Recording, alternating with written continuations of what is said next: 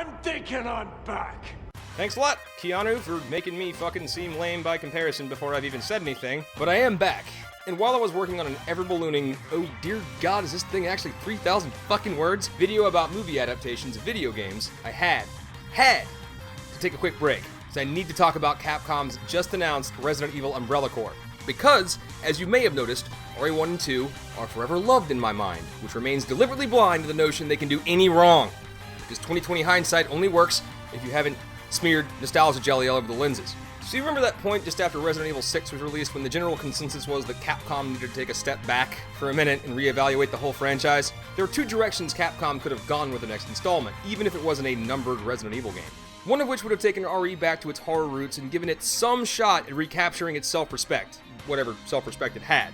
Mary Burton.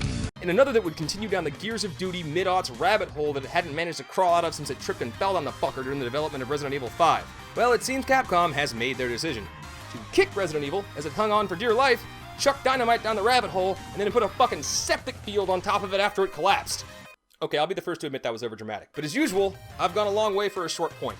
This game is getting fucking crucified. I mean, the trailer's been up for hours, and its positive rating is hovering at around 20% of total votes. A general consensus seems to be, what the fuck is wrong with you? Or at the very least, I never asked for this. Among the discussions of the usual, way too pissed off about this people, and the, you guys are way too pissed off about this people, and the occasional lucid argument that one camp or another descends upon like a fucking raptor on a field mouse.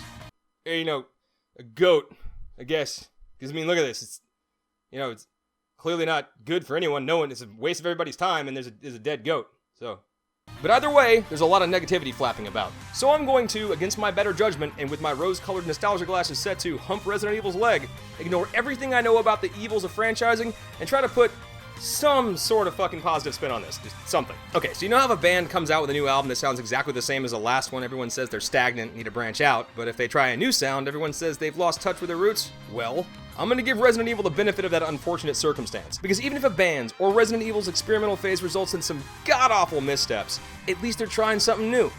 And in the case of Resident Evil, they're trying that new, well-ish thing, while giving old fans an official remake of RE2 at the same time. Which should work out fine, seeing as the most critically well-received Resident Evil in over 10 years was a remake of the first game. And it is actually fucking awesome. Buy it, it's like $20. What I can't quite understand is the wisdom of slapping the Resident Evil name on this. There was a time when said slapping of a franchise name onto anything would be reason enough to break out your finest money rake and just wait for the windfall. But these days, this sort of thing just seems like excess baggage, a burden more than a bonus, especially with something as old as Resident Evil. I think they could have avoided what is a rapidly burning PR dirigible by calling it simply Umbrella Corps, or something that doesn't even hint at RE, then letting it slowly dawn on everyone that this title is an action game set in the Resident Evil universe. I think that would have made the whole thing more palatable, and shown a bit more reverence for a beloved franchise that Capcom, let's be honest, isn't quite treating like the lady she is. But what do you think? Hubris? Bad marketing? Or even a Japanese game industry that seems increasingly out of touch? Let me know on Twitter or in the comments, and let me know if you like this quick draw video I did in like fucking 4 hours.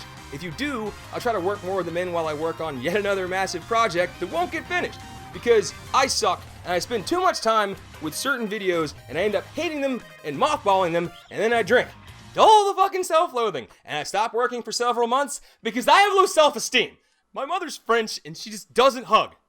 She never hugs. Ha!